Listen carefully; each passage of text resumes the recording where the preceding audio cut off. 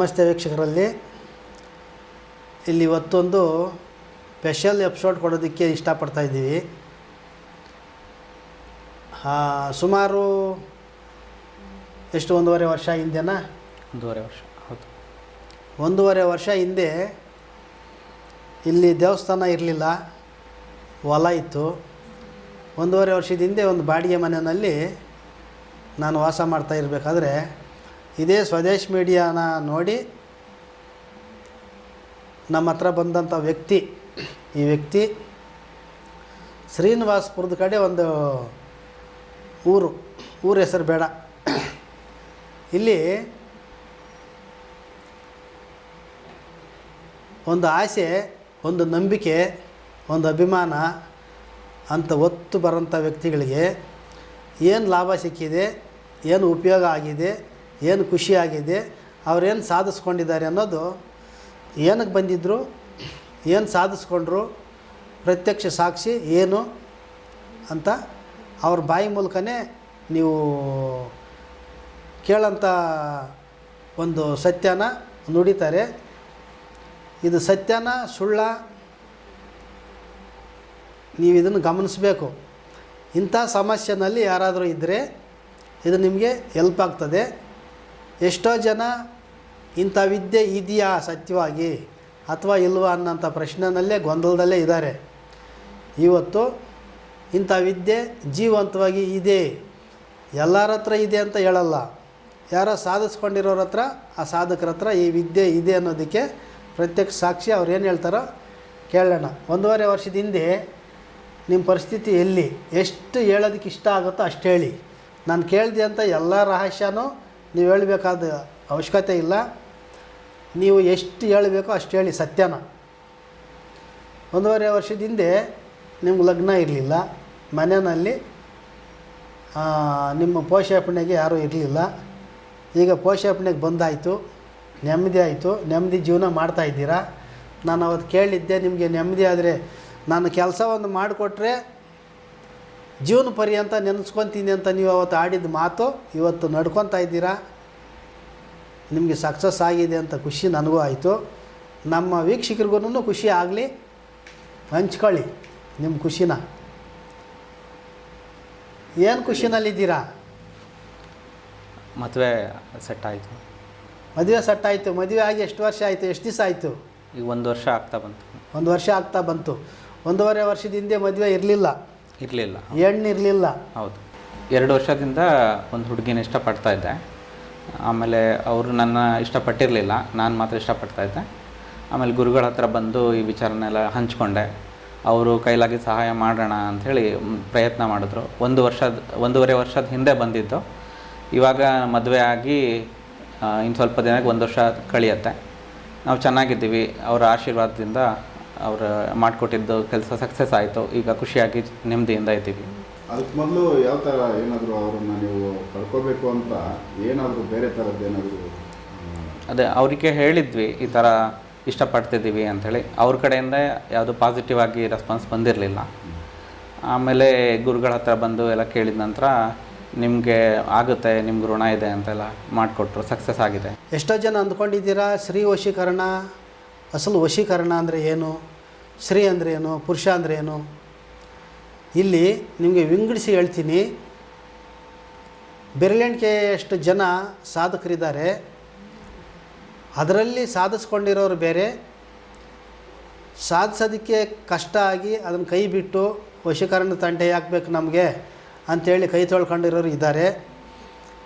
ಇಲ್ಲಿ ನಾನು ಹೇಳಿದ್ದೀನಿ ನನ್ನ ಎಪಿಸೋಡ್ಗಳಲ್ಲಿ, ನನ್ನಲ್ಲಿ 1000 ವರ್ಷದ ಹಿಂದೆ ಗ್ರಂಥಗಳಿದ್ದಾವೆ, 100 ವರ್ಷದ ಹಿಂದೆ ಗ್ರಂಥಗಳಿದ್ದಾವೆ. ಅದರಲ್ಲಿ ಸುಮಾರು ರಹಸ್ಯಗಳನ್ನು ಉಲ್ಲೇಖ ಮಾಡಿರೋದಿದೆ. ಒಂದು ಕಾಲದಲ್ಲಿ ಒರಿಜಿನಲ್ ಆಗಿದ್ದಂಥ ವಿದ್ಯೆಗಳು ಈಗ ಅದನ್ನು ಬಳಕೆ ಮಾಡೋದಕ್ಕೆ ಆಗದೇನೋ ಅಥವಾ ಅದಕ್ಕೆ ಸಂಬಂಧಪಟ್ಟ ಗಿಡಮೂಲಿಕೆಗಳು ಸಿಗದೇ ಇರತಕ್ಕಂಥ ಕೊರತೆನೋ ಗೊತ್ತಿಲ್ಲ. ಎಷ್ಟೋ ಜನ ಹೇಳ್ತಾರೆ, ಅಯ್ಯೋ ನಮ್ಗೆ ಅದು ಆಗಲಿಲ್ಲಪ್ಪ, ವಶೀಕರಣ ಮಾಡೋಕ್ಕಾಗಲಿಲ್ಲ, ನಾವು ಬಿಟ್ಬಿಟ್ವಿ, ಮಾಡಲ್ಲ ಅಂತ ಹೇಳ್ತಿದ್ದಾರೆ. ಕೆಲವರು ಮಾಡಿದ್ರೂ ಸಕ್ಸಸ್ ಆಗಲಿಲ್ಲ ಅಂತ ಹೇಳ್ತಾರೆ. ನಮ್ಮಲ್ಲಿ 1000 ಜನಕ್ಕೆ ನಾವು ಸಕ್ಸಸ್ ಮಾಡಿಕೊಟ್ಟಿದ್ದೀವಿ. 1000 ಜನ ಕರ್ಕೊಂಬಂದು ವಿಡಿಯೋ ಮುಂದೆ ಕೂರ್ಸೋಕ್ಕಾಗಲ್ಲ. ವಿಡಿಯೋ ಕೊಡಿ ಅಂದರೆ ಒಂದು ಸ್ವಲ್ಪ ಹಿಂಜರಿತಾರೆ. ನಾನೇನೋ ಹುಡುಗಿನ ವಶೀಕರಣ ಮಾಡಿಕೊಂಡೆ, ಇಷ್ಟಪಟ್ಟು ಏನೋ ಮಾಡಿಕೊಂಡು ನಾನು ಮದುವೆ ಮಾಡಿಕೊಂಡೆ ನಿಮ್ಮ ಸಹಾಯದಿಂದ. ನಾನು ಹೆಂಗೆ ವಿಡಿಯೋ ಕೊಡಲಿ? ವಿಡಿಯೋ ಕೊಟ್ಟರೆ ನನ್ನ ಹೆಂಡ್ತಿ ನೋಡಲ್ವಾ? ಮದುವೆ ಆಗೋಕ್ಕಿಂತ ಮುಂಚೆ ಒಂದು ಹೆಣ್ಮಗಳು, ಮದುವೆ ಆದಮೇಲೆ ನನ್ನ ಹೆಂಡ್ತಿ ನನಗೆ ವಶೀಕರಣ ಮಾಡಿಸಿದ್ಯಾ ಅಂತ ಕೇಳಿಬಿಟ್ರೆ ನಾನು ಏನು ಕೊಡಬೇಕು ಉತ್ತರ ಅಂತ ಹಿಂಜರಿತಾರೆ ವಿಡಿಯೋನಲ್ಲಿ ಕೂತ್ಕೊಳ್ಳೋಕ್ಕೆ. ಇಲ್ಲೊಬ್ಬರು ಪಟ್ಟಂಥ ಸಮಸ್ಯೆ, ಇಷ್ಟಪಟ್ಟು ಸಿಂಗಲ್ ಸೈಡ್ ಲವ್, ಒಂದು ಕಡೆ ಲವ್. ಇದು ಇವ್ರಿಗಿಷ್ಟ ಇತ್ತು ಹೆಣ್ಣುಮಗಳ ಮೇಲೆ, ಆ ಹೆಣ್ಣುಮಗಳಿಗೆ ಇವ್ರ ಮೇಲೆ ಎಳ್ಳು ಕಾಳಷ್ಟು ಇಷ್ಟ ಇರಲಿಲ್ಲ. ಕೇಳಿದ್ದಾರೆ, ನಿರಾಕರಿಸಿದ್ದಾರೆ. ಹೆಣ್ಣು ಮಗಳು ನಿರಾಕರಿಸಿದ್ದಾಳೆ. ನಿರಾಕರಿಸೋದಕ್ಕೆ ಆ ಮಗುಗೆ ಈ ಕಡೆ ಗಮನ ಇಲ್ಲ, ಪ್ರೀತಿ ಇಲ್ಲ. ಏನಾದರೂ ಆ ಹುಡುಗಿನ ಮದುವೆ ಮಾಡ್ಕೋಬೇಕು, ನನ್ನ ಜೀವನ ನಡೆಸಬೇಕು, ಆ ಅಮ್ಮನಿಗೊಂದು ಬಾಳು ಕೊಡಬೇಕು ಅನ್ನೋದೊಂದಿತ್ತು ಆಸೆ. ಯಾಕಂದರೆ ಮನುಷ್ಯನಿಗೆ ಆಸೆ ಮೂರಿದೆ: ಹೆಣ್ಣು, ಹೊನ್ನು, ಮಣ್ಣು. ಹೆಣ್ಣು, ಹೊನ್ನು, ಮಣ್ಣು. ಈ ಭಗವಂತ ಕೊಟ್ಟಿರೋ ಆಕರ್ಷಣೆ ಇದು ತುಂಬ ದೊಡ್ಡದು. ಈ ವ್ಯಕ್ತಿನಲ್ಲಿ ಹೆಣ್ಣು ಮೇಲೆ ಆಸೆ ಬರೋದು ತಪ್ಪ? ಹೆಣ್ಣು ಮೇಲೆ ಆಸೆ ಬಂದು ವಶೀಕರಣ ಮಾಡ್ಕೊಂಡು ಏನನ್ನ ಬೀದಿನಲ್ಲಿ ಏನಾದರೂ ತೊಂದರೆ ಮಾಡಿ ಬೀದಿಗೆ ಬಿಟ್ಟಿದ್ದಾನ? ಇಲ್ವಲ್ಲ. ಆವತ್ತೇ ನಾನು ಕಂಡೀಷನ್ ಹಾಕಿ, ನಾನು ಕಂಡೀಷನ್ಗೆ ನೀನು ನಿಂತರೇ ನಾನು ವಶೀಕರಣ ಮಾಡಿಕೊಡ್ತೀನಿ ಅಂತ ಅವತ್ತು ಒಪ್ಪಂದ ತಗೊಂಡು ಮಾಡಿಕೊಟ್ಟೆ. ಮೊದಲನೇ ಸಾರಿಗೆ ಫೈಲೂರ್ ಆಯಿತು, ಹೌದಾ ಇಲ್ಲಪ್ಪ? ಹೌದು. ಮೊದಲನೇ ಸಾರಿ ಕೊಟ್ಟ ಫೈಲೂರ್ ಆಯಿತು, ಸಕ್ಸಸ್ ಆಗಲಿಲ್ಲ ಅಂತ 15 ದಿವಸಕ್ಕೆ ಮತ್ತೆ ಫೋನ್ ಮಾಡಿ ಹೇಳ್ದ, ಇಲ್ಲ ಏನೂ ಗುಣ ಕಾಣಿಸ್ತಾ ಇಲ್ಲ, ಆ ಹುಡುಗಿ ಕಡೆಯಿಂದ ನನಗೇನು ಒಳ್ಳೆ ರೆಸ್ಪಾನ್ಸ್ ಕಾಣಿಸ್ತಾ ಇಲ್ಲ ಅಂದ. ತಾಳ್ಮೆ ಕೆಡಬೇಡ, ಮತ್ತೆ ಬಾ ಅಂತ ಕರ್ಕೊಂಡೆ, ಮತ್ತೆ ಮಾಡಿಕೊಟ್ಟೆ. ಎರಡನೇ ಸಾರಿಗೆ ಎಷ್ಟು % ಕಾಣಿಸ್ತು? 75%. 75%.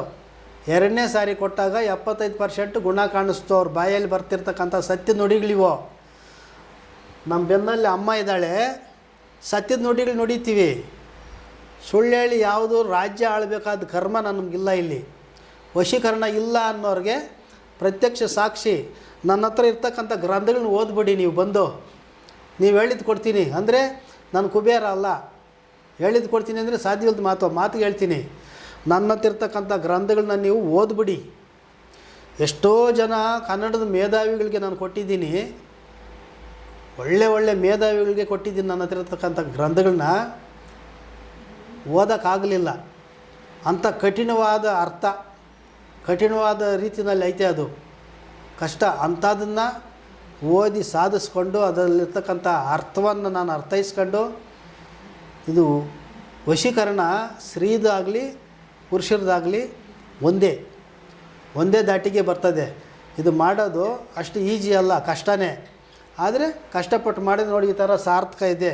ಈಗ ಇವ್ರಿಗೊಂದು ಜೀವನ ಸಿಕ್ಕಿದೆ, ಇವ್ರ ಮನಸ್ಸಿಗೆ ಸಮಾಧಾನ ಆಗಿದೆ. ಒಳ್ಳೆ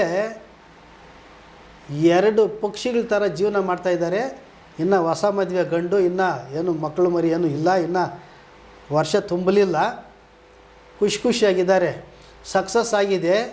ಈ ವಶೀಕರಣ ಅನ್ನೋದು ಧರ್ಮದ ರೀತಿಯಲ್ಲಿ ಮಾಡಿದ್ರೆ 100% ಸಕ್ಸಸ್ ಇದೆ. ಅಧರ್ಮದ ರೀತಿಯಲ್ಲಿ ಮಾಡಿದ್ರೆ ₹1 ಕೆಲಸ ಆಗಲ್ಲ. ಅದರಲ್ಲಿ ಧರ್ಮ ಇರಬೇಕು. ನಾನು ಯಾವುದೇ ಒಂದು ಅಡ್ಡಡ್ಡವಾಗಿ ಕಂಡವ್ರಿಗೆ ವಶೀಕರಣ ನಾನು ಮಾಡಿಕೊಟ್ಟವನು ಅಲ್ಲ. ಸಂಸಾರಕ್ಕೆ ದೂರ ಆಗಿರ್ತಕ್ಕಂಥ ಹೆಂಡತಿ ಗಂಡನ್ನು ಒಂದುಗೂಡಿಸೋ ಪ್ರಯತ್ನ ಒಂದುಗೂಡಿಸಿದ್ದೀನಿ. ಮತ್ತು ನಾವು ಸೇಮ್ ಕ್ಯಾಸ್ಟಲ್ಲಿ ನಾವು ಜೀವನ ಮಾಡ್ತೀವಿ, 4 ಜನ ಜೊತೆ ನಾವು ಜೀವನ ಮಾಡ್ತೀವಿ. ನಿಮಗೊಂದು ಹೆಸರು ತರ್ತೀವಿ.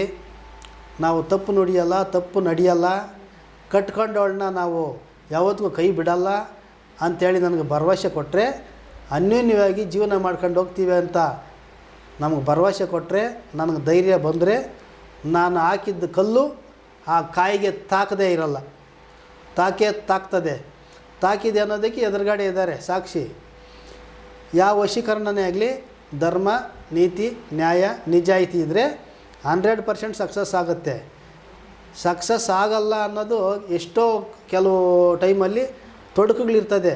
ಈಗ ಮೊದಲನೇ ಸಾರಿ ನಾನು ಮಾಡಿಕೊಟ್ಟಂಥ ತಂತ್ರವಿದ್ಯೆ, ವಶೀಕರಣ ಅನ್ನೋದು ನನ್ನಲ್ಲಿರ್ತಕ್ಕಂಥದ್ದು ಮಂತ್ರಶಕ್ತಿ ಅಲ್ಲ, ತಂತ್ರವಿದ್ಯೆ. ಅದು ಆ ತಂತ್ರವಿದ್ಯೆನ ನಾನು ಅವ್ರಿಗೆ ತೋರಿಸ್ಕೊಟ್ರಾಗ, ಮೊದಲನೇ ಸಾರಿ ಹಾಕಿದ್ಮೇಲೆ ಮೊದಲನೇ ಸಾರಿ ಮಾಡಿದಾಗ 15 ದಿವಸ ಟೈಮ್ ಹೇಳಿದ್ದೆ, 15-20 ದಿವಸದಲ್ಲಿ ನಿಂಗೆ ರಿಸಲ್ಟ್ ಬರ್ಬೋದು, ನೋಡು ಕಾದು ನೋಡು ಅಂತ.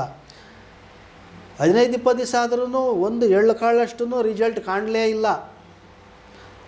ಆ ಮನುಷ್ಯ ತಾಳ್ಮೆ ಕೆಟ್ಟು ಅಲ್ಲೇ ಇದ್ದೋಗಿ ಅವ್ರೇನಾದರೂ ತಿಳ್ಕೊಬೋದಾಗಿತ್ತು ವಶೀಕರಣನೇ ಸುಳ್ಳು, ಅವ್ರು ಮಾಡಿಕೊಟ್ರು, ಅಷ್ಟು ಭರವಸೆ ಮಾತೇಳಿ ಮಾಡಿಕೊಟ್ರು, ಒಂದು ಎಳ್ಳು ಕಾಳಷ್ಟು ರಿಸಲ್ಟೇ ಬರಲಿಲ್ಲ, ಸುಮ್ಮನೆ ವೇಸ್ಟು, ವಶೀಕರಣ ಇಲ್ಲ ಅಂತ ಅವ್ರು ಅಂದ್ಕೋಬೋದಿತ್ತು.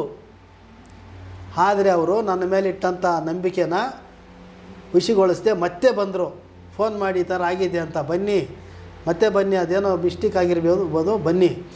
ಒಬ್ಬೊಬ್ಬರ ಶರೀರದ ಸ್ಥಿತಿ, ಒಬ್ಬೊಬ್ಬರ ರಾಶಿ ಬಾಲಗಳು ಗುಣಬಾಲಗಳು ಮಿಸ್ಟೇಕ್ ಇದ್ದಾಗ ಒಂದೊಂದು ಸಾರಿ ಟಚ್ ಆಗುತ್ತೆ, ಒಂದೊಂದು ಸಾರಿ ಟಚ್ ಆಗಲ್ಲ. ಮತ್ತೆ ಕರ್ಕೊಂಡು 2ನೇ ಸಾರಿ ಮಾಡಿದಾಗ 2ನೇ ಸಾರಿ ಕೊಟ್ಟಿದ್ದು 15 ದಿವಸಕ್ಕೇನೆ 75% ಇವ್ರಿಗೆ ರಿಸಲ್ಟ್ ಕಂಡು ಬಂತು. 75% ರಿಸಲ್ಟ್ ಕಂಡು ಬಂದ ತಕ್ಷಣವೇ ಇವ್ರಿಗೆ ಆಶ್ಚರ್ಯ ಆಯಿತು, ಖುಷಿ ಆಯಿತು, ಆನಂದ ಆಯಿತು, ನನ್ನ ಕೆಲಸ ಆಯಿತು ಅಂತ.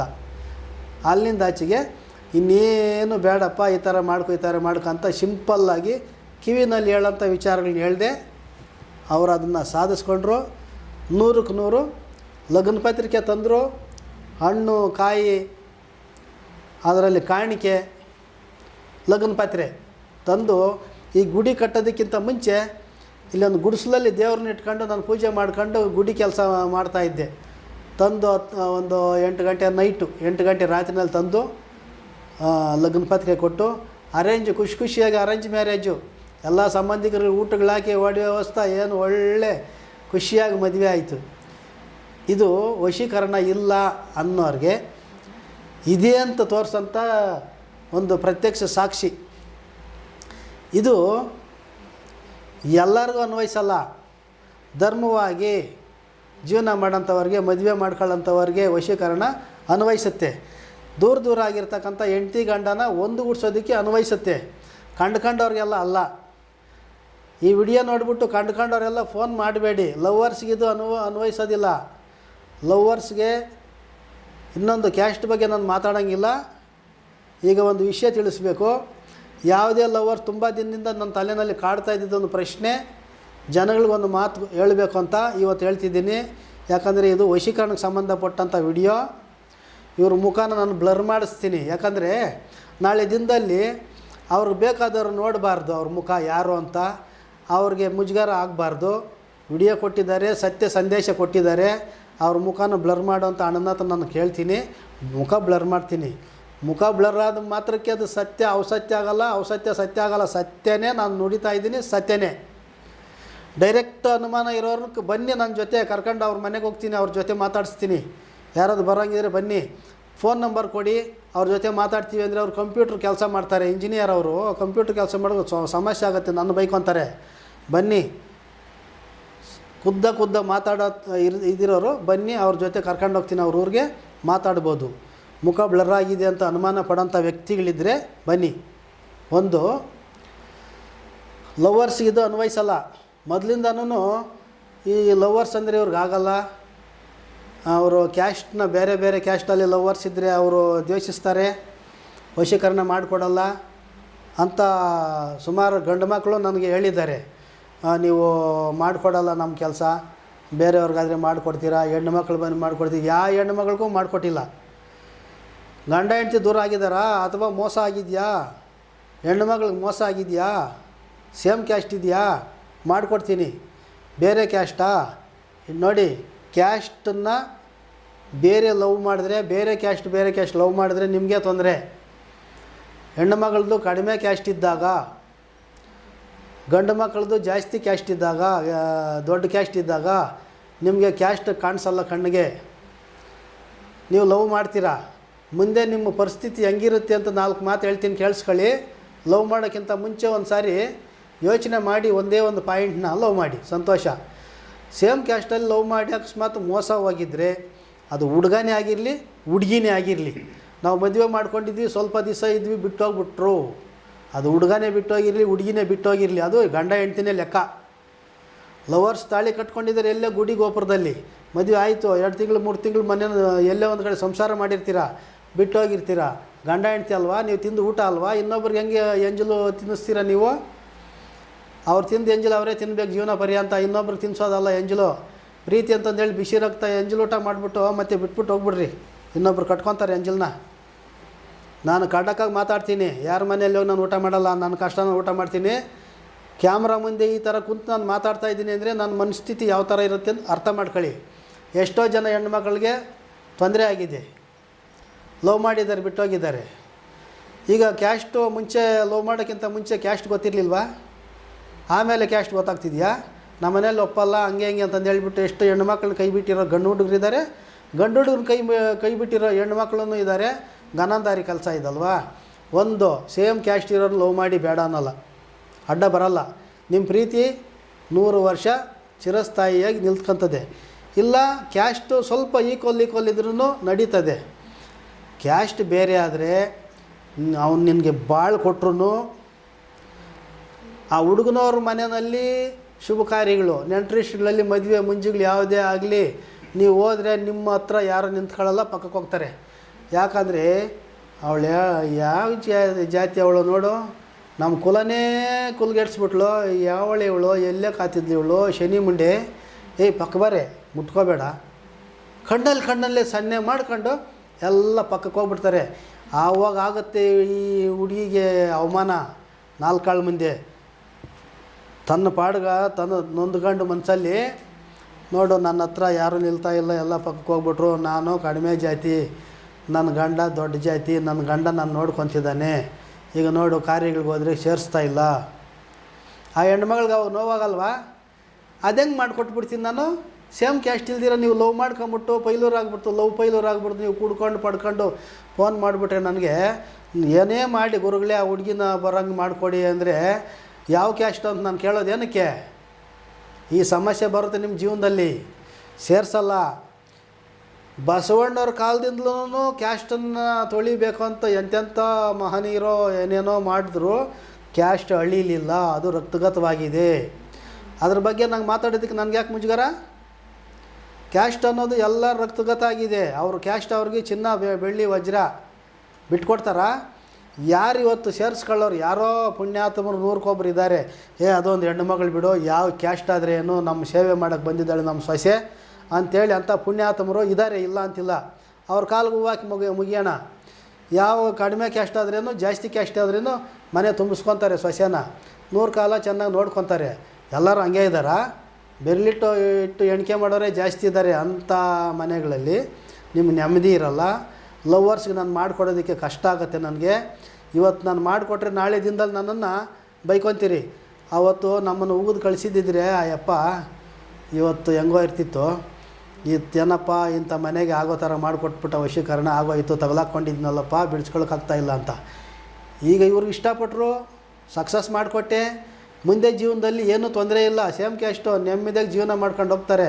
ಅದೇ ಕಡಿಮೆ ಕ್ಯಾಸ್ಟೋ ಎಲ್ಲ ಇನ್ನೊಂದು ಕ್ಯಾಸ್ಟೋ ಆಗಿದ್ದಿದ್ರೆ ಇವ್ರ ಕುಟುಂಬಸ್ಥರು ಇವ್ರ ಹೆಂಡ್ತಿನ ದ್ವೇಷಿಸೋದಕ್ಕೆ ಸ್ಟಾರ್ಟ್ ಮಾಡಿದ್ರೆ ಇವ್ರಿಗೂ ಒಂದು ಕಡೆ ಕಿರಿಕಿರಿ ಆಗ್ತಿತ್ತು. ನಾನು ನೆನಪು ಬರ್ತಿದ್ದೆ, ಇವ್ರಗಳ ಹತ್ರ ಹೋಗಿದ್ದಾಗ ಕ್ಯಾಸ್ಟ್ ನೋಡಿ ಮಾಡಿಕೊಡದೆ ಕಳಿಸಿದ್ರೆ ಇವತ್ತು ಈ ಕಷ್ಟನೇ ಇರ್ತಾ ಇರಲಿಲ್ಲಪ್ಪ ಅಂತ ನನ್ನನ್ನು ಅವತ್ತು ಆಡ್ಕೊಳೋದಿರಲಿಲ್ಲ. ಇವತ್ತು ಸೇಮ್ ಕ್ಯಾಸ್ಟ್ ಇದೆ, ನೆಮ್ಮದಿ. ನಾನೇನೋ ಅಂದ್ಕೊಳ್ಳಲ್ಲ, ಜೀವನ ಪರ್ಯಂತ ನೆನ್ಕೊತಾರೆ, ನಾವು ನೆನ್ಕೊತೀವಿ. ಅವ್ರ ಜೀವನ ನೆಮ್ಮದಿಯಾಗಿ 1000 ವರ್ಷ ಸುಖವಾಗಿರಲಿ ಅವ್ರ ಪೀಳಿಗೆ ಅಂತ ಈ ವಶೀಕರಣ ಅನ್ನೋದರಲ್ಲಿ ಚಾಲೆಂಜಾಗಿ ನಾನು ಸಾಧನೆ ಮಾಡಿರೋದಲ್ಲ, ಅವ್ರು ಸಾಧನೆ ಮಾಡಿದ್ದಾರೆ. ನಿಜವಾಗಿ ವಶೀಕರಣ ಅಂದರೆ ಏನು, ಹೆಂಗೆ ಸಾಧಿಸ್ಕೋಬೇಕು, ಏನೇನು ಮಾಡಬೇಕು, ಹೆಂಗೆ ಮಾಡಬೇಕು 100% ಸತ್ಯಾಂಶಕ್ಕೆ ಅರ್ಥ ಆಗಿದೆ. ಆದರೂ ನಾವು ಕೊಟ್ಟಂಥ ವಸ್ತುಗಳು ಏನೇನು ಅಂತ ಗೊತ್ತಿಲ್ಲ ಅವ್ರಿಗೆ, ಅದ್ರ ಹೆಸರುಗಳು ಗೊತ್ತಿಲ್ಲ.